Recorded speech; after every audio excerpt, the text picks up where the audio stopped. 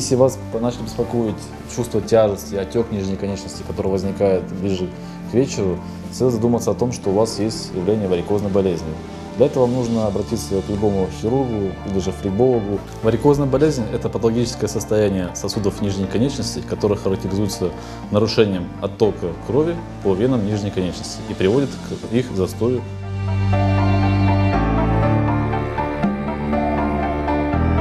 Причиной, приводящей к варикозу, является генетическая предрасположенность женщины с гормональными дисфункциями, также гиподинамия, то есть малоподвижный образ жизни, и гипердинамия.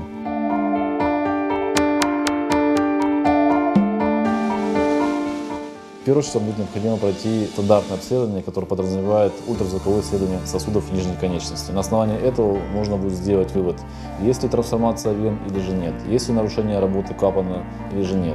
После этого лечащий врач при необходимости назначит ряд анализов по крови, которые позволят диагностировать данное заболевание. Имеется 3 стадии течения варикозной болезни. На первой стадии, когда имеются только лишь сосудистые звездочки, приносящие лишь косметический дефект, лечение заключается в удалении звездочек путем инъекции некоторых препаратов. Это можно сделать в стационаре 1 дня. Когда идет речь о второй стадии варикозной болезни, когда возникают варикозно-трансформированные притоки, речь идет об операции, которая тоже имеет 2 варианта. Первый вариант – это радикальное устранение причины, второй вариант – это миниинвазивное посредством лазеротерапии. И третий вариант – это вариант, когда у больного уже есть осложнения, когда развиваются изменения кожи вплоть до атрофической язвы, которые требуют более серьезного длительного лечения.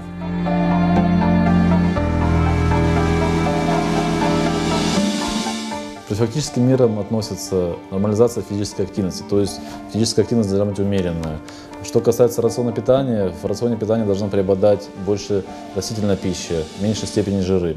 Также следует носить эластичный трикотаж, который бы позволял венозной системе лучше функционировать. Излишний вес способствует увеличению роста варикозно-трансформированных вен.